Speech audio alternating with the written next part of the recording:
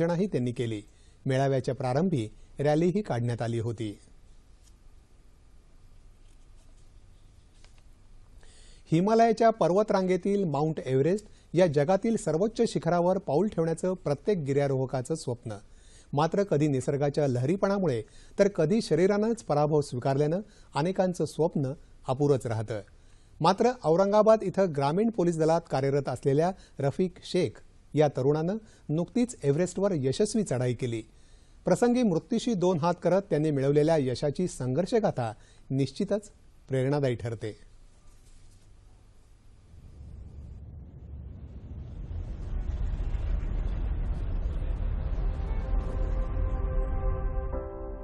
Mount Everest जगातलं सर्वोच्च शिखर, हिमालयाच्या विस्तीर्ण पर्वत रांगेतल्या नेपाळ आणि चीनच्या सीमारेषेवरील हे शिखर समुद्र सपाटीपासून 8,848 मीटर म्हणजेच 29,029 फूट उंचीचं। आयुष्यात एकदा तरी पृथ्वीच्या या सर्वात उंच बर्फाळ टोकावर पाऊल ठेवावं असं स्वप्न जवळपास प्रत्येक गिर्यारोहकानं उराशी बाळगलेलं असतंच। मात्र नजरेला सतत खुणावणारं हे हिमशिखर प्रत्येकाच्या आवाक्यातलं नाही। क्षणाक्षणाला बदलणारं हवामान आणि निसर्गाच्या जीवघेण्या लहरीपणामुळे अनेकांना आपली मोहीम अर्ध्यावरच सोडून माघारी परतावं लागलं आहे, तर अनेकांना आपले प्राण गमवावे लागले आहेत। अशा स्थितीत 19 मे 2016 रोजी औरंगाबाद इथं ग्रामीण पोलीस दलात शिपाई म्हणून कार्यरत असलेल्या रफिक शेख या मराठमोळ्या तरुणानं एव्हरेस्टवर यशस्वी चढाई केली। अशी कामगिरी करणारे महाराष्ट्र पोलीस दलातील पहिलेच हा बहुमान सुद्धा त्यांना या एव्हरेस्ट स्वारीनं मिळवून दिला।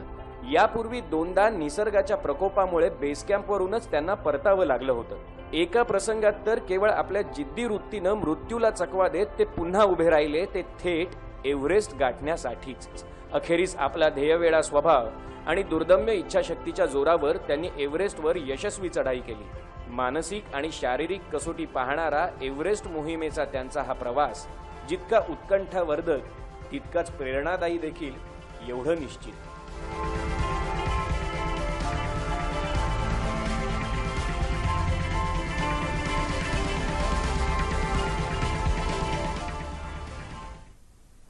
आपल्या एव्हरेस्ट मोहिमेतील उत्कंठावर्धक आणि प्रेरणादायी अनुभव मांडण्यासाठी एव्हरेस्टवीर रफिक शेख आज आपल्या स्टुडिओमध्ये आले आहेत। रफिक शेख, नमस्कार। 9:30च्या बातम्यात आपलं सर्वप्रथम स्वागत। आणि माउंट एव्हरेस्ट आपण सर केलेलं आहे। हे जगातलं सर्वात उंच शिखर जे सर करणं हे प्रत्येक गिर्यारोहकाची एक मनातली सुप्त इच्छा असते आणि त्यासाठी सगळा खटाटोप चाललेला असतो। तर आपण हे जे अत्युच्च असं जे यश मिळवलेलं आहे त्याबद्दल सर्वप्रथम आमच्या संपूर्ण सह्याद्री वाहिनीच्या वतीने आणि आमच्या सह्याद्री वाहिनीच्या तमाम प्रेक्षकांच्या वतीनं आपलं मनपूर्वक अभिनंदन। थँक्यू, धन्यवाद। सर, ज्या वेळेला तुम्ही पहिल्यांदी एव्हरेस्टवर आपलं पाऊल ठेवलं त्यावेळेला नेमक्या मनात काय भावना होत्या? एव्हरेस्ट मोहीम ही मी 2003 पासून गिर्यारोहणाचा छंद आहे। 2000 आणि त्याचे टेक्निकल कोर्सेस मी केलेले आहे। तर जेव्हा एव्हरेस्ट मोहिमेवर मी गेलो तर ज्या भावना होत्या ह्या 2 वर्षापासून मी मेहनत करत होतो। आणि जेव्हा मी शिखराच्या एक 10 मिनिटं अगोदर होतो साऊथ समिटच्या तिथं, तर त्यावेळेस मी पूर्ण भावनिक झालो होतो आणि खूप रडत होतो की 2 वर्षापासून पाहिलेले आपलं स्वप्न ह्या वर्षी सत्यात उतरणार आहे। तर हे प्रवास जो होता खूपच खडतर होता, पण याच्यात मी खूप आनंद घेतला प्रत्येक क्षणाचा। बरं, परंतु आपल्या एव्हरेस्टवर ही चढाई करण्याची जी प्रेरणा होती त्याची सुरुवात कशी झाली आणि त्याबद्दलचा आत्मविश्वास कसा निर्माण झाला? ॲक्च्युली गिर्यारोहण हे जे असतं तर तुमच्या एक रक्तामध्येच पाहिजे। तर मी लहानपणापासूनच मला हे छंद होतं का लहानपणी जेव्हा मी गावाकडे असायचो, औरंगाबादपासून 7 किलोमीटर माझं गाव आहे नायगाव, तर तिथं डोंगरात फिरायचो। तर ते एक हायेस्ट पॉईंटला झाल्यानंतर मला खूप आनंद मिळायचा। त्यावेळेसमध्ये की विचारसुद्धा केला नव्हता की मी एव्हरेस्टला जाणार, आणि हेच प्रेरणा मला शेवटी मिळाली। त्याच्यानंतर मी NCC जॉईन केली, पोलीस भरतीमध्ये रुजू झालो आणि नंतर हा छंद वाढत गेला। महाराष्ट्र पोलीस दल औरंगाबाद ग्रामीण इथून पोलीस अधीक्षक ने मला बरेच या कोर्ससाठी प्रेरणा दिली आणि कंटिन्यू हे कोर्सेस मी केले। त्याच्यानंतर हे सर्व प्रवास खूप आनंददायी होतं माझ्यासाठी। बरं, पण एव्हरेस्ट मोहीम आखणं नुसतं ही सुद्धा काही कोणा येऱ्यागबळ्याचं हे काम नाही, तर त्यासाठी अगदी मानसिक, शारीरिक आणि आर्थिक अशा तिन्ही स्तरांवर अतिशय पूर्वनियोजित आणि व्यवस्थित अशी तयारी करावी लागते। तर याबद्दल काय सांगाल? हे कसं असतं, एव्हरेस्ट मोहीम जेव्हा आपण आखतो तर 1 वर्ष अगोदर तुम्हाला पूर्ण तयारी करावं लागतं. याच्यासाठी तुम्ही जसं म्हणताय का शारीरिक, आर्थिक आणि मानसिक हे तिन्ही तयारी तुमची पाहिजे. तर याच्यासाठी मला आमचे पोलीस अधीक्षक श्री नवीनचंद्र रेड्डी सर यांनी थोडंसं प्रशासकीय काम दिलं होतं. तर त्याच्यामुळे माझं सकाळचं सेशन आहे, संध्याकाळचं सेक्शन मी प्रॅक्टिस करायचो. तर याच्यात जे असतं तुमचं मेन मेडिटेशन्स तुम्हाला पाहिजे. त्याच्यानंतर तुमचा पूर्ण आठवड्याचा वर्कआउट फिक्स पाहिजे का तुम्ही सोमवारपासून शनिवारपर्यंत काय पाहिजे. त्याच्यानंतर तुमचा डाईट हा परफेक्ट पाहिजे आणि आठवड्यातून जास्तीत जास्त डोंगरात जाऊन ट्रेक करणे विथ रक्सॅक घेऊन हा सर्वात बेस्ट व्यायाम आहे गिर्यारोहण किंवा मोठ्या कोणत्याही शिखरासाठी. बरं, पण मग ते साधारण तुम्ही रोज कशी प्रॅक्टिस करायचा किंवा किती वेळ प्रॅक्टिस करता? याची जी प्रॅक्टिस असायची माझी तर साधारणतः माझं दररोज वर्कआउट जे चालायचा 3.5-4 तास वर्कआउट चालायचा आणि हा सोमवारपासून तर शनिवारपर्यंत वर्कआउट असायचा. तर याच्यात हा प्रत्येक दिवसाचा हा वेगळा वर्कआउट असायचा. कधी सायकलिंग करणे 3-4 तास, कधी ट्रेक करणे 4-5 तास, कधी स्पीड वर्क करणे, कधी लाँग डिस्टन्स रनिंग करणे, हा वेगवेगळे व्यायाम असायचे. याच्या व्यतिरिक्त माझा व्यायाम जास्त कशामुळे व्हायचा का ह्याच्यासाठी फंड पण खूप लागतो. 25 लाख रुपये एव्हरेस्ट मोहिमेसाठी एका माणसाला खर्च लागतो. तर मी बऱ्याच ठिकाणी मुंबई, पुणे, नाशिक, ठाणे ह्या ठिकाणी जायचो.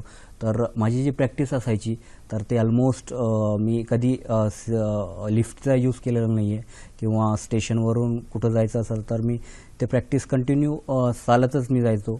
लिफ्टचा यूज न करता पायऱ्याने चढायचो. त्याच्यामुळे ती एक माझी प्रॅक्टिस व्हायची आणि त्याचाच फायदा मला एव्हरेस्ट मोहिमेवर आज झाला.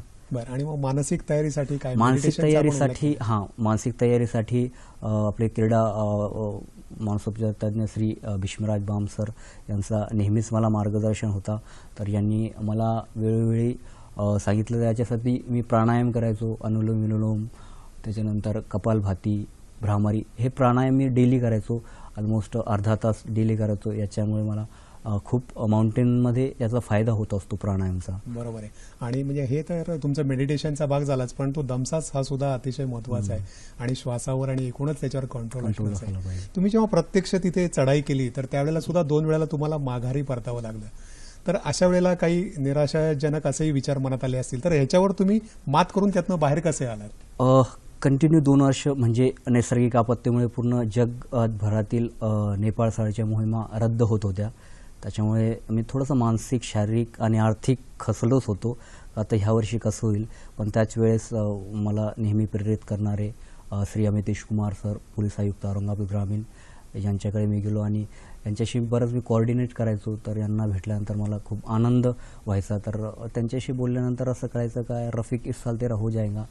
आणि याच वेळेस त्यांनी मला नेहमी मोटिवेट केलं आणि मी त्या तयारीला लागलो. त्याच्यानंतर माझा लक चांगला का मला जे अधिकारी मिळाले ते खूप चांगले होते. जसं नवीनचंद्र रेड्डी सर आहे, विश्वास नागरे सर आहे, असे सर्वच अधिकारी आले आणि याच्यामुळे यांनी मला नेहमीच प्रेरित केलं. आणि आज जर एव्हरेस्ट होत असेल तर फक्त शासकीय सेवेतील मी पहिला कर्मचारी आहे आणि मी पोलीस दलाव्यतिरिक्त दुसरं कोणत्याही दलात असतो तर मला वाटत नाही मी जगातील सर्वोच्च शिखरावर पोहोचला असतो. तर महाराष्ट्र पोलिसाचा खरंच मला पहिल्यापासून खूप सपोर्ट आहे. बरं, आता आपण बोललो की 2 वेळेला तुम्हाला हे काही कारणामुळे त्यातनं माघार घ्यावी लागली. तर नेमकं काय कारण झालं होतं, म्हणजे 2 वेळा असं का झालं? पहिल्या वर्षी जेव्हा मी 2014ला मोहीम आखली तर त्यावेळेस एव्हरेस्ट बेस कॅम्प आणि कुंभो आईसफॉल कॅम्प 1 मधला हा एरिया आहे आणि सर्वात डेंजरस एरिया हा मानला जातो. तर याच्यात जे शेर्पा लोक असतात, गाईड लोक असतात, हे टीममध्ये काम करत असतात. तर जेव्हा हे लोक रोप फिक्स करण्यासाठी कॅम्प 1ला जात होते तर त्यांचं मध्येच ॲव्हलांच आला आणि डेथ झाली. त्याच्यामुळे जगभरातील त्या मोहिमा रद्द करण्यात आल्या. कारण त्या शेर्पाच्या फॅमिलीला किंवा त्यांच्या घरच्या लोकांना शासनाने काही एवढी मदत केली नव्हती. त्याच्यामुळे ते दोन्ही मोहिमा रद्द करण्यात आल्या 2014चा. त्याच्यानंतर 2015ला मी परत प्रिपरेशन करून गेलो. बेस कॅम्पला असताना ऑलमोस्ट कॅम्प 2 टच करून आम्ही बेस कॅम्पला आलो. बेस कॅम्पला आल्यानंतर डायनिंग टेंटमध्ये आम्ही ब्रेकफास्ट करत होतो. तर त्याच वेळेस तो जगात म्हणजे भूकंप जे झाला मागच्या वर्षी भूकंप नेपाळला, हां, तर त्यावेळेस मी बेस कॅम्पला होतो आणि त्यावेळेस एव्हरेस्टच्या विरुद्ध बाजूला पुमुरी म्हणून एक शिखर आहे, तो ऑलमोस्ट पूर्ण ढासळला आणि ते आमच्या एवढे दिशेने येत होता आणि तो आम्ही अक्षरशः अनुभवत होतो की आता याच्या खाली दबून आम्ही मरून जाणार. आणि खूप तो जो ॲव्हलांच होता तो फक्त अभ्यासात वाचलो होतो, पण रिअलमध्ये मी फेस केलेला आहे. त्याच्यामुळे बऱ्यापैकी माझी भीती निघून गेलेली आहे का मृत्यू काय असतं. त्यावेळेस मी बघितलं होतं का आता याच्याखाली 100% आम्ही सर्वच टीम मृत्यू होणार, काही वर्षानंतर आमच्या डेथ बॉडी मिळणार. पण तो एकदम स्नो होता आम्ही खाली बसलो, आम्हाला जे ट्रेनिंग देते त्या पद्धतीने आम्ही यूज केला आणि याच्यातून वाचून आलो. त्याच्यानंतर जी परिस्थिती होती तिथं का भूकंप आल्यानंतर खूप सर्व लोक ओरडत होते, तर आम्ही ज्या पद्धतीने मदत करता येईल, आमच्या टीमचे सर्वच मेंबर होते, कुंथल जोशी आर्मी, तर आम्ही आमचे मेडिसन त्या लोकांना प्रोव्हाइड केले. आणि इंडियन आर्मीची एक्सपिडिशन होती, त्याच्यामुळे इंडियन आर्मीच्या लोकांनी बरंच सर्वच लोकांना सपोर्ट केला. कारण त्यावेळेस कसं असतो, बरेच गिर्या लोक खचून जातात, मानसिकरित्या खूप खचतात, परत काय होईल. कारण एव्हरेस्ट आणि कोणत्याही म्हणजे एक भूकंप झाल्यानंतर आफ्टर शॉक त्याची चालू असतात. तर तो माझ्या आयुष्यातला एक असा क्षण होता का जेव्हा सेकंड आफ्टर शॉक आला, तर मी त्यावेळेस एव्हरेस्टला पूर्ण असं हलताना बघितलं, व्हायब्रेट होताना. म्हणजे निसर्गाचं भव्य आणि रौद्र तितकंच रूप काय असतं हे तुम्ही प्रत्यक्ष तिथं अनुभवलं असेल. परंतु या सगळ्या या तुमच्या या प्रवासामध्ये तुमच्या घरच्यांची, कुटुंबाची साथ तुम्हाला कशी? कुटुंबाची साथ खूप महत्त्वाची असते याच्यात. तर माझं जे कुटुंब आहे, सर्वसाधारण कुटुंबातील मी आहे, तर त्यावेळेस मी जेव्हा मोहिमेची आखणी करायचो, तर मी साधारणतः माझा डाईट वगैरे खूप जास्त असायचा. तर तो डाईटमध्ये मला घरच्यांनी नेहमीच हे केलं की मला जे लागत असेल ऑलमोस्ट, मला सकाळी केळी, त्याच्यानंतर रात्री भिजवलेले कडधान्य, बॉईल एग, दूध, असा माझा भरगच्च ब्रेकफास्ट असायचा.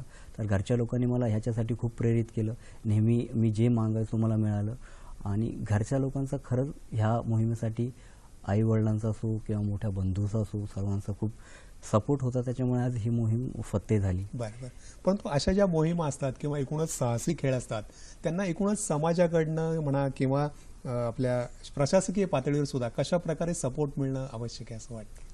प्रशासकीय पातळीतून तर थोडंसं ॲडमिनिस्ट्रेटिव्ह सपोर्ट याला मिळत नाही, पण समाजाकडून याला चांगला सपोर्ट मिळतो. जर तुमच्यात त्या क्षेत्राबद्दल एक प्रामाणिकपणा तुमच्यात असेल आणि तुमचा उद्देश हा एकदम पारदर्शक असेल, तर सर्व म्हणजे जगच आपल्या पाठीशी असतं. त्याच्यामुळे मला खूप लोकांनी म्हणजे प्रत्येक धर्मातल्या लोकांनी मला मदत केलेली आहे. प्रत्येक ऑफिसरने खूप बऱ्याच लोकांनी लिस्ट मोठी आहे, म्हणजे 10 रुपयापासून तर ऑलमोस्ट 1 लाखापर्यंत मला अशी देणगी मिळालेली आहे.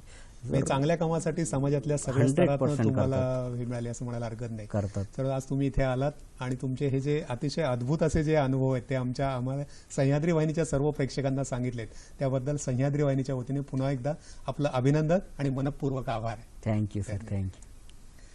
आता वळूयात उर्वरित बातम्यांकडे. सिडनी इथं सुरू असलेल्या ऑस्ट्रेलिया खुल्या बॅडमिंटन स्पर्धेत भारताच्या सायना नेहवालनं अंतिम फेरीत प्रवेश केला आहे.